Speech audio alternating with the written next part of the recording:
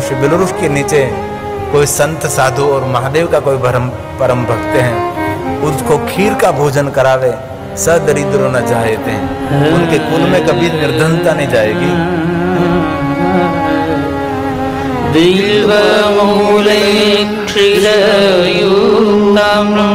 बिलवृक्ष के नीचे कोई साधु संत महापुरुष को महादेव का भक्त है, उसको खीर का भोजन करावे तो भोजयेन संयुतौ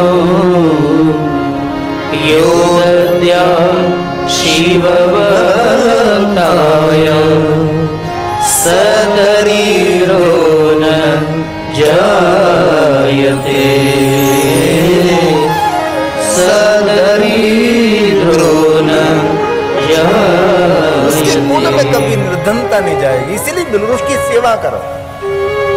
और जहां बिलवृक्ष है वहां बिलवृक्ष सुरक्षित रहना चाहिए, उसको रोज जल अर्पण करो। और मैं दिल से कहना चाहता हूं, महादेव को जल चढ़ाओ, शिवलिंग पर जलाभिषेक करो, जो पुण्य मिलता है उससे कोटि गुना पुण्य उसके कोटि गुना पुण्य बिलवृक्ष को मूल में जल अर्पण करने से मिलता है। ये बिलवृक्ष की महिमा है। लेकिन शिवलिंग पर जल चढ़ाने वाले बहुत लोग आपको मिलेंगे, लेकिन बिलवृक्ष के मूल में जल अर्पण करने वाले लोग कम मिलेंगे। ये सभी श्लोकात्मक शिव पुराण ग्रंथ में। इसीलिए बहुत दिल से कहता हूं, आपके आंगन में, आपके घर के पीछे कहीं भी जगह हो, वहां बिलवृक्ष लगाना चाहिए, क्योंकि बिलवृक्ष शांति देने वाला है, सुमति देने वाला है, संपत्ति देने वाला है, मनोकामना पूर्ण करने वाला है। बिलवृक्ष है, अद्भुत महिमा बिलवृक्ष की है। और जो बिलवृक्ष की सेवा करता है वही पत्र महादेव को अर्पण कर सकता है। एक बिल्वपत्र महादेव को अर्पण करने से शालिग्राम शिला में कम, जो बिल्वाष्टक में कहा, भगवान शालिग्राम सुंदर सुवर्ण से सजाकर किसी को आप भेंट में देते हैं, जो पुण्य मिलता है एक बिल्वपत्र महादेव को चढ़ाने मात्र से मिलता है। बिल्वाष्टक में कहा, शालिग्राम शिला में का विप्राणां जादु अर्पये सोमयज्ञ महापुण्यम। एक बिल्वपत्र महादेव को अर्पण करने मात्र से ये बिल्वृक्ष की महिमा है। और दंती कोटि सहस्त्राणी, ये बिल्वाष्टक में कहा, दंती कोटि सहस्राणि। 1000 करोड़ हाथी का कोई दान करे, 1000 करोड़ हाथी अफ्रीका के जंगल में भी नहीं है, परंतु 1000 करोड़ हाथी का कोई दान करे, जो पुण्य मिले वो पुण्य, जो बिल्वपत्र महादेव को चढ़ाते। लेकिन किसको चढ़ाने का अधिकार है? जो बिल्वृक्ष की सेवा करते हैं उनको, बाकी किसी को पत्थर तोड़ने का अधिकार नहीं है। एक पत्र चढ़ाने के लिए इसलिए कहा कि पहले बिल्वृक्ष की सेवा करो, बिल्वृक्ष लगाओ।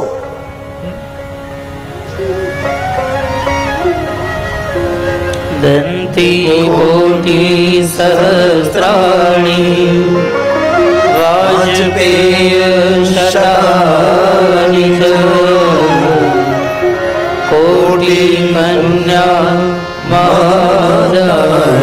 1 करोड़ कन्याओं का दान।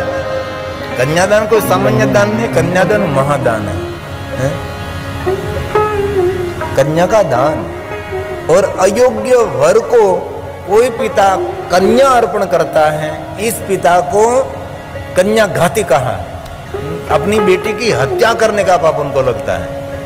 इसलिए आपकी बेटी को कहां विवाह करना चाहिए आपको याद रखना है। अयोग्य वर, जिस वर में कोई योग्यता ही नहीं, इस वर को अपनी बेटी को वराते हैं, ये पिता कभी सुखी नहीं होता। इसलिए वर की योग्यता होनी चाहिए, भी मेरे शास्त्रों में कहा है। कन्यादान की बहुत बड़ी महिमा है। और कन्या का पैसा लेना और देना दोनों दहेज कहते हैं। अभी भी इतना पढ़ा लिखा समाज, इस समाज में दहेज प्रथा अभी भी चल रही है। बहुत सारे समाज में लड़के वाले का पिता लड़की वाले के पिता से पैसा लेता है। बहुत सारे समाज के अंदर लड़की का पिता लड़की के पिता के पास से पैसा लेता है, उसको दोनों दहेज समाज दहेज कहते हैं। दहेज का 1 रुपया हमारे परिवार की सुख शांति को हर लेता है। इसलिए 1 भी रुपया कभी दहेज, यहाँ तो दहेज प्रथा नहीं चलती होगी, लेकिन बहुत सारे समाज में दहेज प्रथा का बहुत बड़ा दूषण है। कन्या का दान किया जाता है, कोटि कन्या महादानम। भगवान ने आपको बेटी नहीं दी है तो आपके परिवार में से किसी बेटी को दत्तक लेकर अपने खर्च से कन्यादान करें, वो बहुत बड़ा पुण्य है। और आपके समाज में नहीं है तो गांव में बहुत सारे ऐसे लोग रहते हैं कि जिनके पिता असमर्थ है बेटी का विवाह कराने के लिए। ऐसे बहुत लोग अच्छे लोग होते हैं, असमर्थ पिता की पुत्री का विवाह स्वयं करा देते हैं। क्या आपकी बेटी, हमारी बेटी, मुझे अवसर मिले कन्यादान का।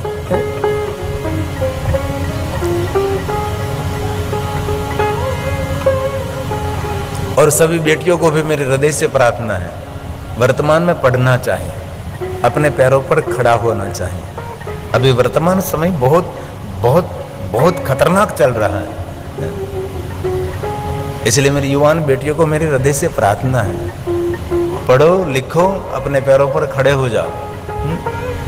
किसी बाप का बेटा बड़ा ऑफिसर है, बड़ा प्रोफेसर है तो बाप के लिए गौरव नहीं है, लेकिन कोई बाप की बेटी ऑफिसर प्रोफेसर है, डॉक्टर है, क्लास 1 ऑफिसर है, तो बाप समाज के अंदर खड़ा होकर कहता है कि मेरी बेटी डॉक्टर है, मेरी बेटी ऑफिसर है।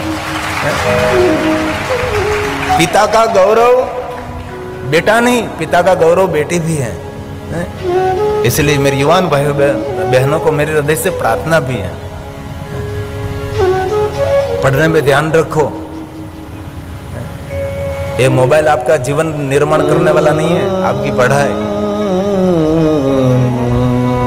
आपका समाज आपका गौरव करे, आपका गांव आपका गौरव करे, आपके माता पिता समाज में आपका गौरव करें। ऐसी आप में विशेषता होनी चाहिए। पढ़ो लिखो, अपने पैरों पर खड़े हो जाओ। और मेरी युवान बेटियों को हृदय से मेरी प्रार्थना है, अपने पंखों पर उड़ने लगो, आकाश में उड़ो, बहुत बड़ा हासिल करो, जीवन में सफलता हासिल करो। लेकिन मेरी युवान बहनों को मेरी हृदय से प्रार्थना है कि कन्यादान करने का अवसर पिता और माता को मिलना चाहिए। अपने स्वयं को निर्णय नहीं लेना है, स्वयं को निर्णय लेने से पहले माता पिता की अनुमति चाहिए कन्यादान करने का अवसर। और मेरी युवान बेटियों को मेरे हृदय से एक प्रार्थना है, विवाह करें, अपने समाज में विवाह करेंगे, हम समाज के बाहर नहीं जाएंगे, हमारा समाज सुरक्षित रहे। और बहुत हृदय से मेरे युवान बहनों को मैं प्रार्थना करता हूँ। और ऐसी ऐसी बहनों मुझे मिले हैं, रोती है, उसको आंसू पोंछने वाला कोई नहीं है। ठीक है, हमारा बजरंग दल थोड़ी सेवा कर रहा है, शिवसेना की बहुत सारे सेवा कर रहे हैं,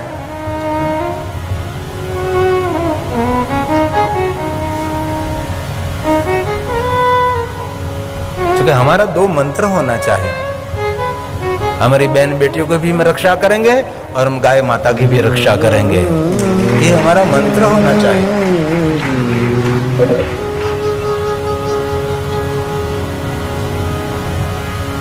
और एक दूसरी बात, हर पिता को हमारे हृदय से प्रार्थना भी है, समाज की देखा देखी में बेटी के विवाह में इतना बड़ा खर्च नहीं करना चाहिए, थोड़ा कम खर्च करो। दिखावा करने से कुछ नहीं होगा जीवन में। बहुत सारे पिता समाज को ध्यान में रखकर अपनी बेटी के विवाह में बहुत बड़ा खर्च कर देते हैं, 50 लाख का खर्च करते हैं, 1 करोड़ का खर्च करते हैं। लेकिन हम तो हृदय से प्रार्थना करते हैं, हर कथा में मैं कहता रहता हूं कि आपकी बेटी के विवाह में 50 लाख रुपए का खर्च करना चाहते हैं, इससे अलावा 25 लाख रुपया का खर्च करें बेटी के विवाह में, और बाकी के जो 25 लाख रुपया रहे अपनी बेटी के नाम पर डिपॉजिट रख दीजिए, उनके जीवन में कहीं काम आएगा। 20 लाख का खर्चा करते तो 10 लाख खर्च करे, 10 लाख बेटी के नाम पर रख दीजिए, क्योंकि समय बड़ा विपरीत चल रहा है, दिखावा करने की कोई जरूरत नहीं है। और बेटे के विवाह में तो खर्च करना ही नहीं चाहिए, क्योंकि आजकल भरोसा ही नहीं। 6 महीने के बाद छूटो छेड़ो, 2 साल के बाद अलग हो जाते हैं, खर्च सब पानी में मिल जाता है। इसलिए व्यवहार में कम खर्च करें, आपके जीवन की सुरक्षा के लिए थोड़ा सा सावधान रहिए आप। जरूर बिल्वाष्टक में कहा है कि 1 बिल्वपत्र महादेव को चढ़ाने से करोड़ कन्याओं का दान का पुण्य मिलता है। कोटि कन्या महादान एक बिल्वं शिवार्पणम्। शिवाली की अद्भुत महिमा है, शिवाली दर्शन करने की महिमा है, शिव जी की परिक्रमा करने की अद्भुत महिमा है, शिव जी को प्रणाम करने की महिमा, साष्टांग प्रणाम करने की महिमा, शिव जी को दंडवत प्रणाम करने की महिमा है। और एक दूसरी बात, कभी भी फल फूल खाद्य द्रव्य लिंग और पीठ से दूर अर्पण करना चाहिए, लिंग और ऊपर अर्पण नहीं करना चाहिए। यहाँ क्या है कि ये शरीफल भी पीठ के ऊपर रख देते हैं, फल फूंगी फल भी पीठ के ऊपर रख देते हैं, ये परंपरा ने। लिंग और पीठ दूर तक सब कुछ दूर अर्पण करें। लिंग और पीठ को जो स्पर्श हो गया वो कोई ले भी नहीं सकता, वो भी खा भी नहीं सकता। यहां ज्यादातर मैंने देखा है फल भी पीठ के ऊपर रख देते हैं, फूंगी फल पीठ पर रखते हैं, शरीफल भी पीठ पर। ऐसा नहीं होता। ये पीठ साक्षात शक्ति का स्वरूप है, माता जगदम्बा का प्रतीक है। और कहीं लोगों तो पता नहीं पीठ पर दीप भी रखते हैं। अरे पीठ पर दीप कैसे रखना चाहिए? नहीं नहीं, ये सब कुछ दूर रखिए, लिंग और पीठ। और कोई भी खाद्य द्रव्य लिंग और पीठ को स्पर्श हो गया तो शालिग्राम शिला संगत सर्वयाति पवित्रताम। ये खाद्य द्रव्य फूंगी फल आदि श्रीफल लिंग और पीठ को स्पर्श हो गया तो उनको भगवान शालिग्राम को स्पर्श करा दीजिए, अथवा भगवान विष्णु जी को स्पर्श करा दीजिए। बाद में ग्राह्यम शिव नैवेद्यम, बाद में शिव नैवेद्य का ग्रहण कर सकते, खा सकते हैं। ऐसी बहुत सारी शिव महापड़ ग्रंथ में महिमा है। इसलिए आपका भला चाहते हैं तो ज्यादा से ज्यादा भगवान महादेव का पूजन अर्चन, उसका स्मरण करें। और मैंने पहले दिन कहा था कि सबको भगवान शिव के चरणों में प्रीति नहीं होती। बहुत जन्मों के पुण्य से भगवान महादेव को भगवान महादेव की भक्ति मिलती है, सबको नहीं मिलती। और बहुत लोग शिव की भक्ति करते हैं लेकिन लालची भक्ति करते हैं, व्यभिचारिणी भक्ति करते हैं। हमने कुछ महात्म्य बता दिया तो अब दौड़ते दौड़ते जाते, क्यों? अपनी कामना की पूर्ति के लिए, अपनी लालच वृत्ति पूर्ति करने के लिए। आप महादेव की भक्ति, ऐसा नहीं। शिव भक्त उनको कहा गया है कि संपूर्ण महादेव को समर्पित है। भगवान शिव के प्रति कुछ भी लेना देना नहीं। कभी भगवान शिव जी को शिकायत भी नहीं करते, कभी नहीं, कभी नहीं। शिव महापड़ में भगवान महादेव की भक्ति ऋषि मुनियों ने की, उसका बहुत सारा वर्णन है। और सभी ऋषि मुनियों ने कहा, महादेव जी हमने जीवन पर्यंत आपकी उपासना की है, लेकिन हमारा सबसे बड़ा एक दुर्गुण रहा। देखो जरा ऋषि मुनियों की विचारधारा तो जरा देखिए। ऋषि मुनियों ने कहा हमारा सबसे बड़ा दुर्गुण, महादेव ने कहा मैंने तो कभी आप में दुर्गुण देखा ही नहीं, आप बताइए आप में क्या दुर्गुण है? तब ऋषि मुनियों ने क्या कहा, भगवान कभी कभी हम आपको भूल जाते थे, कभी कभी एक पल के लिए आप हमारे से छूट जाते थे, ये हमारा सबसे बड़ा दुर्गुण। देखो तो सही, विचारधारा तो देखो, कभी कभी एक पल के लिए हम आपको भूल जाते थे, ये हमारा दुर्गुण रहा है। और हम लोग याद करने के लिए प्रयास करते हैं, चलो भगवान को याद करेंगे, ये कोई जीवन है? हर पल हमारे विचारों पर, हमारे विचारों के तरंग पर, हमारे जीवा पर, हमारे मानस पर भगवान शिव रहना चाहिए। शिव को याद करने के लिए कोई प्रयास नहीं करना पड़ना चाहिए, है ना? ऋषि मुनियों ने कहा भगवान हम कभी कभी एक पल के लिए आपको भूल जाते थे, वो मेरे जीवन का सबसे बड़ा दुर्गुण रहा। महादेव ये बात सुनकर बहुत प्रसन्न हुए और स्वयं शिव ने कहा, हे ऋषि मुनियों, आपके मन में कोई इच्छा हो तो आप मांग सकते हैं। तब सभी ऋषि मुनियों ने कहा, भगवान हमने कभी आपके पास से कुछ मांगने की इच्छा प्रकट ही नहीं की। और सच्चा शिव भक्त कभी भगवान महादेव के आगे कुछ मांगता ही नहीं है, कभी नहीं। ऐसी तो बहुत सारी कथाएं हैं और ये कथा में सभी कथा नहीं हो सकती ना। ऋषि मुनियों ने कहा, भगवान कभी मांगने की इच्छा तो नहीं की है, लेकिन आप आज मांगने के लिए कह रहे हैं, तो भगवान अब जर्जरित शरीर तो हो रहा है, सूर्य अस्त हो रहा है, सूर्य डूब जाएगा, अंधेरा सा जाएगा और अंधेरे में दीप की जरूर रहेगी, प्रकाश रहेगा। भगवान आप ज्योति हैं, हमारे जीवन को उज्जवल करे महादेव। भगवान शिव ने कहा, ऋषि मुनियों जो आपके मन में इच्छा हो। तब शिव महापद अंतर्गत सभी ऋषियों ने भगवान शिव के आगे एक ही कामना की, भगवान हम एक भाव व्यक्त करना चाहते हैं। अब तो सूर्य अस्त होने की तैयारी है, कभी सूर्य अस्त हो जाए, कभी आंख बंद हो जाए, पता नहीं महादेव। इससे पहले कुछ कामना करना चाहते हैं महादेव। ये जन्म तो बड़ा दिव्य रहा हमारा, आपकी भक्ति करी, पूजा अर्चना, आपका बहुत भजन किया भगवान। इसमें भी बहुत सारी कमियां रहेगी महादेव जी, पर ये कामना है महादेव। तब शिव ने कहा, बोलिया। सभी ऋषियों ने कहा, भगवान दूसरा जन्म मिले तो ऐसे परम शिव भक्त कोई माता पिता हो, जिनके कुल देवता महादेव हों, जिनके इष्ट देवता भगवान महादेव हों, जिनकी कुल की परंपरा में महादेव जी आपकी भक्ति हो रही है, ऐसे महादेव शिव भक्त माता पिता के वहां हमारा दूसरा जन्म होना चाहिए। बस इतनी कामना हमारी है। कितनी सुंदर बात की है। और शिव महापद ग्रंथ का श्लोक है, ध्यान दीजिए, सुनिए जरा। कूले मम महादेव। कितनी सुंदर बात। हमने कभी मांगा ऐसा?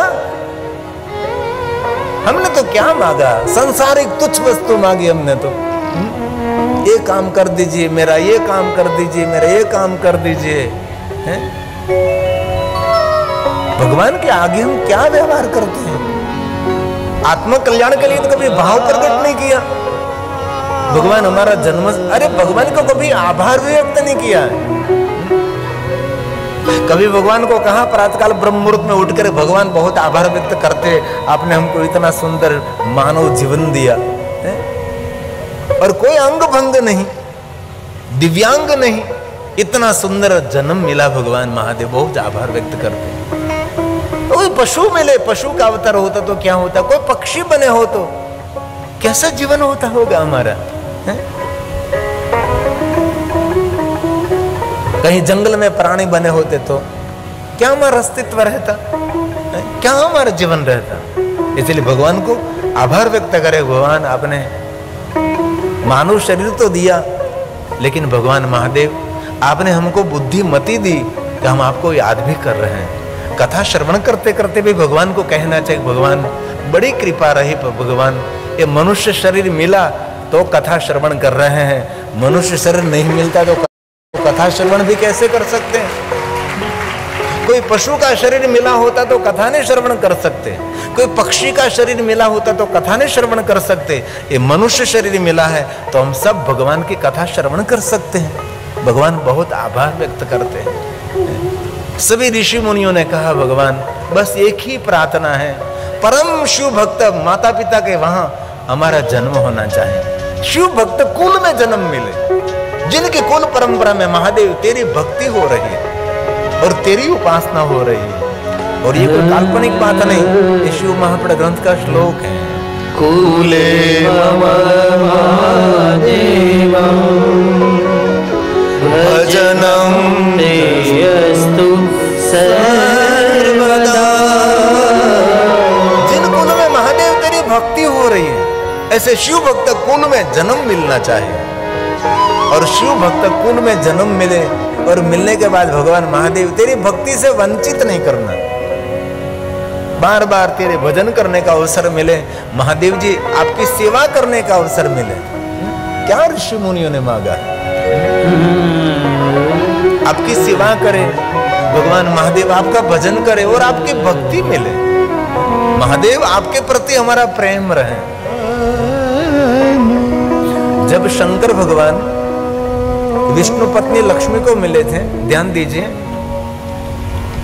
महादेव स्वयं विष्णु पत्नी लक्ष्मी, क्योंकि लक्ष्मी जी महादेव जी के परम भक्त हैं और लक्ष्मी जी को शिव भक्ति का मार्गदर्शन भगवान श्री हरि विष्णु जी ने किया है। और भगवान विष्णु ने अपने कर कमलों के द्वारा स्फटिक शिवलिंग लक्ष्मी जी को दिया है। विष्णु पत्नी लक्ष्मी स्फटिक शिवलिंग का पूजन करती हैं और प्रातःकाल मध्याह्न संध्या निरंतर स्फटिक शिवलिंग की उपासना करती है और एक हृदय से प्रार्थना। समाज में स्फटिक शिवलिंग नहीं मिलता है, क्रिस्टल का मिलता है, इसलिए कहीं बहुत पैसा देकर कहीं लिंग खरीदना नहीं है, कहीं नहीं, और बहुत बड़ा पैसा देकर कहीं से रुद्राक्ष भी नहीं खरीदना है, क्योंकि रुद्राक्ष भी आजकल समाज में सही नहीं मिल रहा है, इसलिए बहुत बड़ी कीमत, बहुत बड़ा पैसा देकर नहीं, उसकी एक संस्थान होती है, इस संस्थान में से लेना चाहिए। इसलिए इस बातों पर ध्यान रखें, कोई प्रभाव में आकर ऐसा नहीं करना चाहिए। स्फटिक शिवलिंग कहीं नहीं मिलता, बहुत कम, हमारे खंभात में मिलते हैं, कहीं कहीं जगह वहां भी कांच के मिल जाते हैं, इसलिए क्रिस्टल का शिवलिंग मिलता है, इसलिए सही शिवलिंग मिलना बहुत मुश्किल है। भगवान विष्णु जी ने लक्ष्मी जी को शिव भक्ति दी और लक्ष्मी जी महादेव की भक्ति कर रहे थे और महादेव मिले और महादेव ने कहा लक्ष्मी कुछ मांगी। लक्ष्मी जी ने एक ही बात मांगी, महादेव मेरे हृदय में आपकी भक्ति रहे, बस और कुछ भी नहीं चाहिए। और विष्णु भगवान में मुझे, विष्णु के चरणों में मुझे प्रेम रहे। लक्ष्मी जी ने महादेव के पास से क्या मांगा? मेरे हृदय में महादेव आपकी भक्ति रहे और विष्णु जी के चरणों में मेरा प्रेम रहे। और दूसरी बात, भगवान शिव जी की पत्नी सती दक्ष यज्ञ में अपना शरीर त्याग कर रही थी, तब दक्ष की पुत्री सती, शिव जी की पत्नी सती दक्ष यज्ञ में अपने शरीर छोड़ रहे थे, तब भगवान श्री हरि को प्रार्थना कर रहे थे कि हरि मेरा संपूर्ण प्रेम, मेरी संपूर्ण भक्ति महादेव में रहे, महादेव में रहे। दक्ष की पुत्री सती और शंकर जी की पत्नी सती विष्णु के आगे मांग रहे हैं कि मेरा संपूर्ण प्रेम महादेव के चरणों में रहे। सती मरत हरिसन बरु मागा, जन्म जन्म शिव पद अनुराग। महादेव के चरणों में मेरा प्रेम रहे। इसलिए मांगना तो ये चाहिए कि भगवान आपके चरणों में हमारी भक्ति रहे, आपके मेरे हृदय में आपके प्रति हमारा प्रेम रहे और महादेव आपकी सेवा करने का अवसर मिले। और बहुत दिल से कहता हूं, इस कथायोजन में जिन्होंने सेवा की है, किसी ने नोंद ली नहीं ली, किसी ने देखा नहीं देखा, लेकिन मेरा महादेव आपको देख रहा है कि आप कैसी सेवा कर रहे हैं और कथा में आपका भाव क्या है, ये महादेव स्वयं देख रहा है ना, क्योंकि शिव जी तो भाव भावा कर्म शिवम। कथा में सेवा कर रहे हैं, आपका भाव क्या है? आपके भाव में समर्पण है कि स्वार्थ है? ये भी भगवान देख रहा है। इसलिए ऋषि मुनियों ने कहा, भगवान कुले मम महादेवम, शिव भक्त कुल में जन्म मिले और आपकी भक्ति मिले। कुले मम महादेवम भजनम तेस्तु सर्वदा मा भूतस्य कुले जन्म यत्र त्वं नहीं देवता। ये पंक्ति समझिए जरा, क्या कहा ऋषि मुनियों ने? अन्य देवताओं की नहीं, आपकी भक्ति। अंतिम पंक्ति सुनिए, यत्र त्वं नहीं देवता, यत्र त्वं नहीं देवता। ये महादेवी की भक्ति की महिमा है? आज से 30-35 साल मैं जब छोटा था, मेरे गांव में शिवालय में कोई आता ही नहीं था। शिवालय हमारे खाली पड़ा रहता था, बहुत कम लोग शिवालय जाते थे। क्योंकि शिव धर्म का प्रचार प्रसार ही बहुत कम हो गया था, बहुत कम।